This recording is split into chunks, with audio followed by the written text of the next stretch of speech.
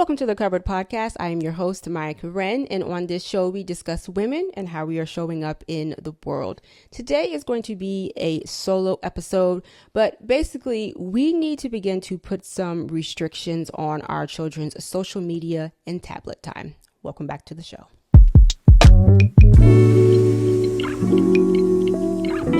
So one of my first episodes, I talked about how David and I are now taking care of our granddaughter, and I will link it down below.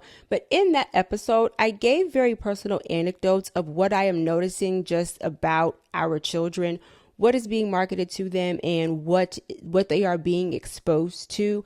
This is going to be more of a general sense. First, I just kind of want to talk about behaviors associated with social media, or children's behaviors because they consume so much social media. And then I want to bring to your attention certain situations and certain apps. Okay. So the very first one is just the screen time in social media, period. And as I said before, we need to begin to monitor this. We need to begin to restrict this. I don't care if your child is 2, they really should not have their own tablet, to 17 or 18 years old. Okay. We have already seen study after study after study when it comes to cognitive development, when it comes to overstimulation. But the very first example that I want to talk about, if you are not aware, there is a case that is currently going on where 2 girls wanted to murder a classmate to resurrect the Sandy Hook serial killer and then drink his blood so that they could have a blood bond. Okay. Now, right here is where I'm going to be showing you all of these things. I looked up the case, but for these 2 particular girls, there is footage of them in the back of the patrol car, and they are so nonchalant that it is actually very concerning and evil.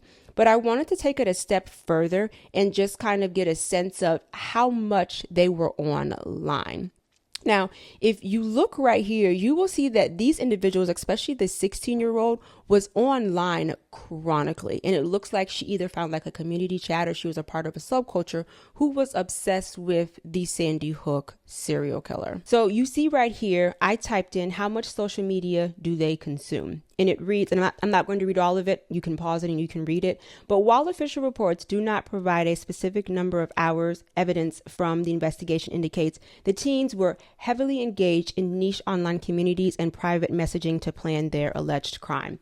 It says evidence of digital consumption, Discord, which we now know is terrible when it comes to children, TCC or true crime community, online obsessions, and then communication for the plot was done via Instagram or was done via social media as well. The only other egregious thing about this is what the 14-year-old's father had to say when they were requesting bond. It says, the computer that I use for work is already locked down. I can't even access Gmail or Facebook from there, Ross Lippert says. Sir, your daughter is on trial for attempting to murder a classmate and then was going to attempt to drink his blood. This is real. Your daughter is in real and serious trouble, and you are worried about the computer being locked down. The next one is reality TV.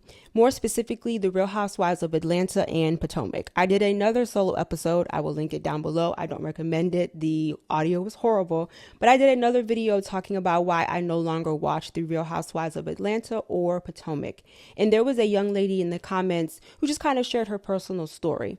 And what she said is that she had to stop watching those shows as well because she began to realize that her behavior would mirror or would mimic their behavior in her real life. She got into a disagreement or she got into a fight with her sister, her real sister. And she noticed that she began to speak like those women. And she also began to behave in disagreements with her sister and just in family members, the way that they have chosen to handle arguments on that show.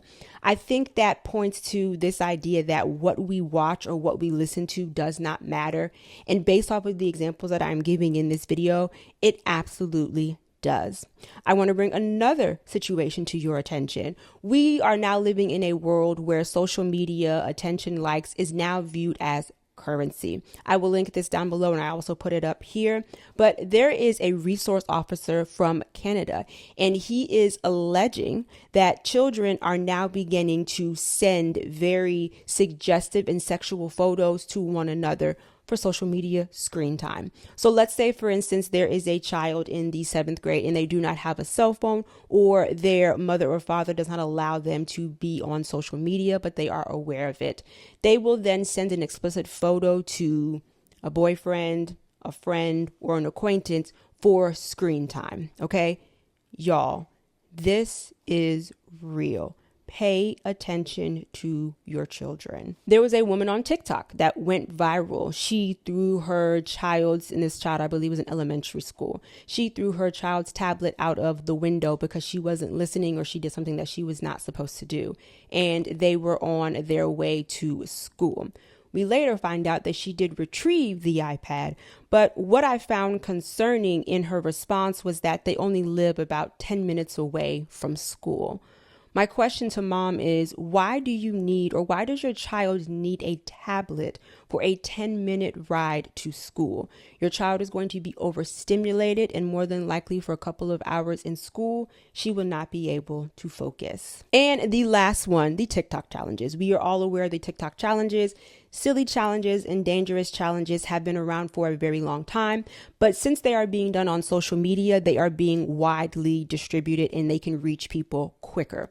We just had a story, I will put it right here, where unfortunately a 9-year-old is no longer with us because she chose to take part in, I believe it is the choking challenge, and she found it on TikTok.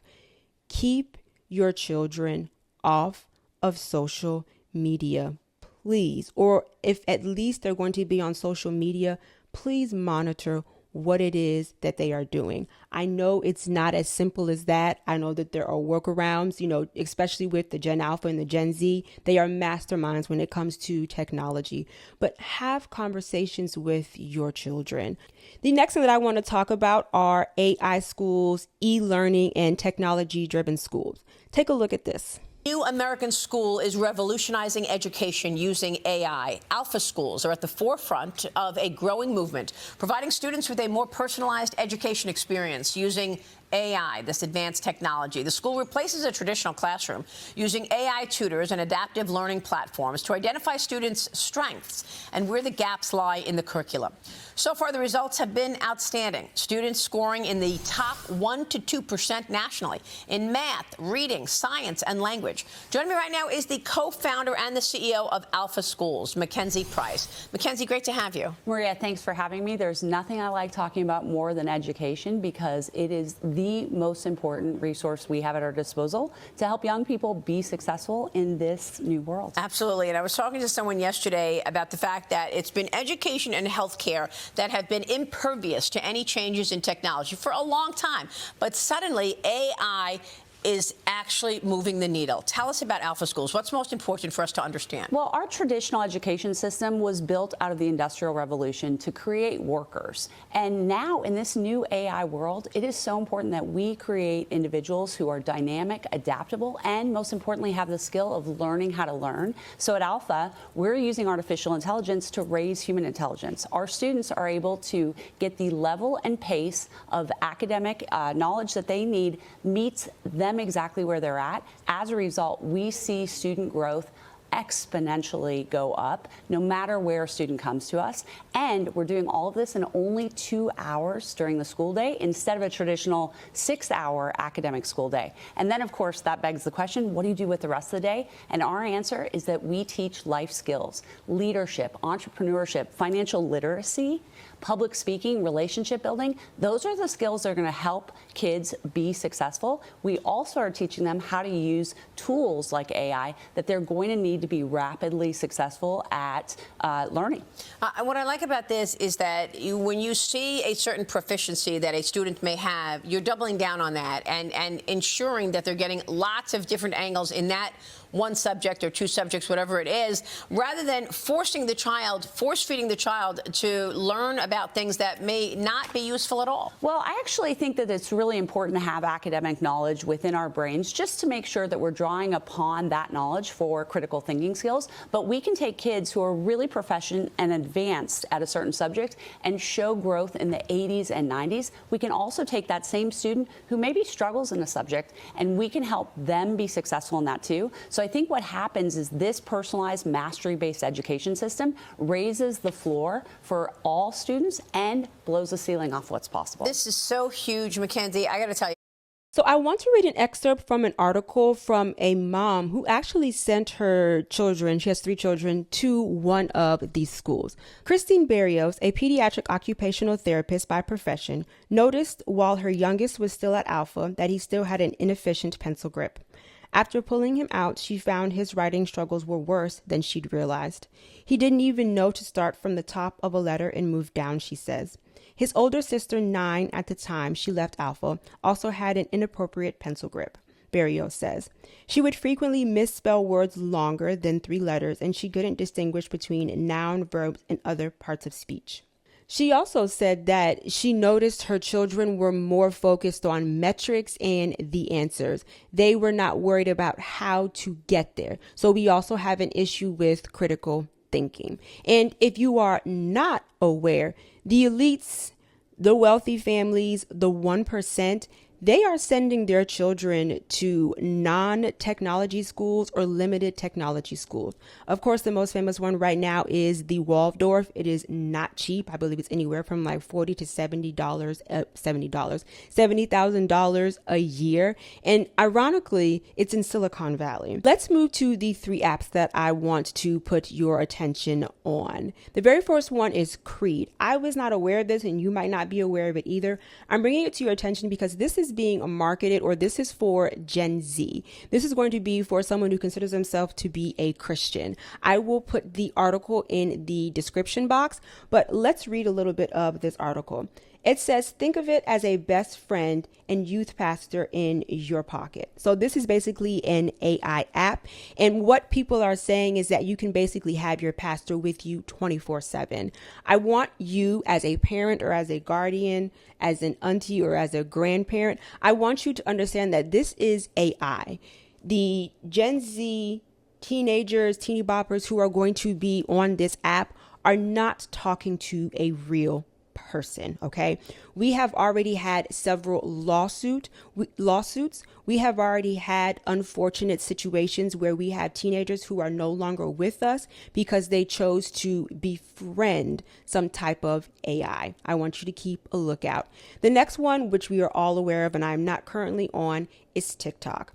There are so many detrimental things on TikTok, content-wise. When we are talking about toddlers, yes, there are toddlers on TikTok. Toddlers, adolescents, and teenagers. But there are a few that I want to bring to your attention. The first is going to be they're labeling it fruit slop, but it's basically fruit content. I know you are familiar with Love Island, but someone or a creator has taken to TikTok and they are making it into a version with fruit.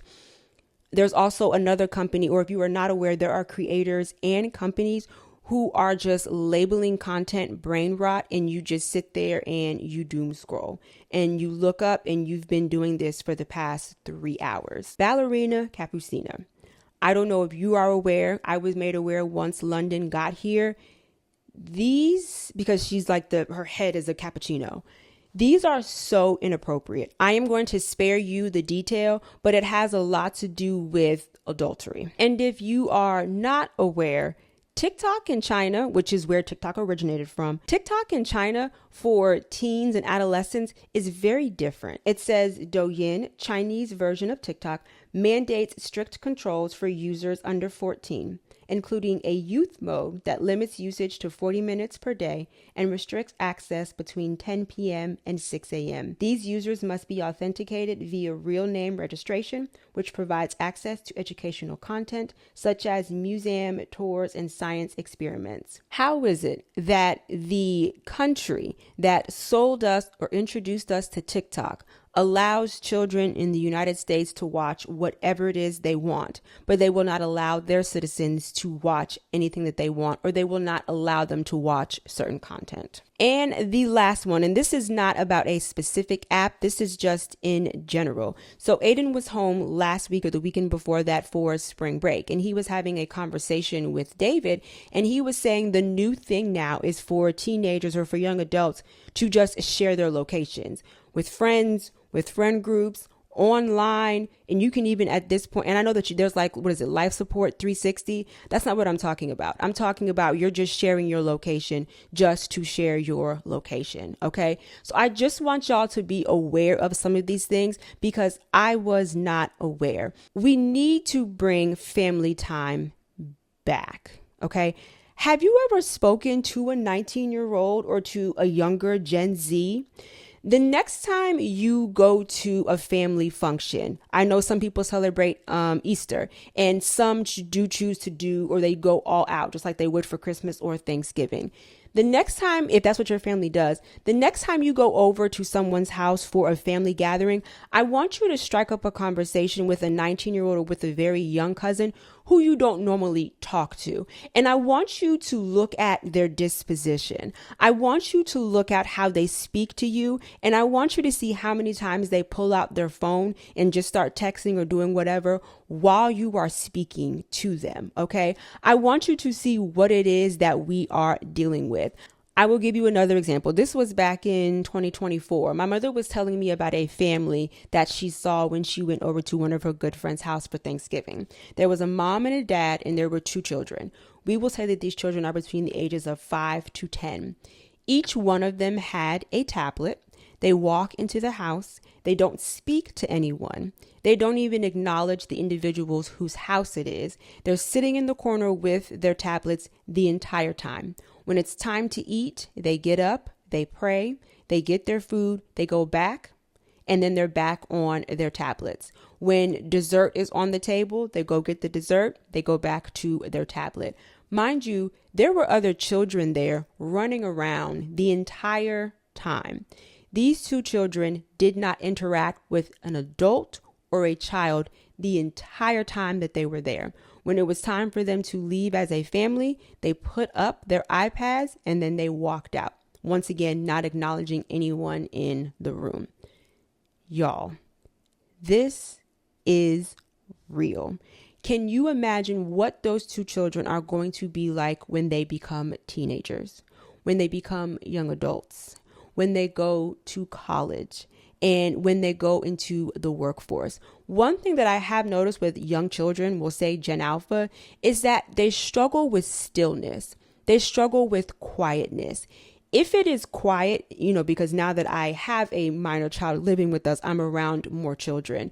But one of the things that I have noticed is that if it is very quiet, like if you are just sitting, waiting for something, waiting for someone, they struggle with quietness and they will begin to make noise if they don't have a phone or a tablet. This is real. Bring back family time. Bring back eating together. Bring back watching TV together. Bring back game nights. Spend time with your children. Leave the house. Go to the park. It's getting warm outside. Go to the pool. Go to the festival. Go to a ballet. Start doing things with your family. And lastly, I read this book, and I will link it down below. But this book right here, if you have not read this book, if you are not familiar with this book, it is called The Anxious Generation. It is a New York Times bestseller. I implore you, especially if you have children, especially if you are noticing a change in your children rapidly, I implore you to read this book. It will explain to you what is going on. It even breaks down the effects of social media on boys versus girls. I implore you to read this book. Okay. These are just some of my thoughts. Just like I said in the video with my personal anecdotes, these subjects have been weighing on me heavily. When you are around children or when you are raising a child, it is very different than just hanging out with one or caring for one temporarily. And what I mean by that is like sleepovers, they're hanging with you, or maybe you have them for a couple of days or for a couple of nights.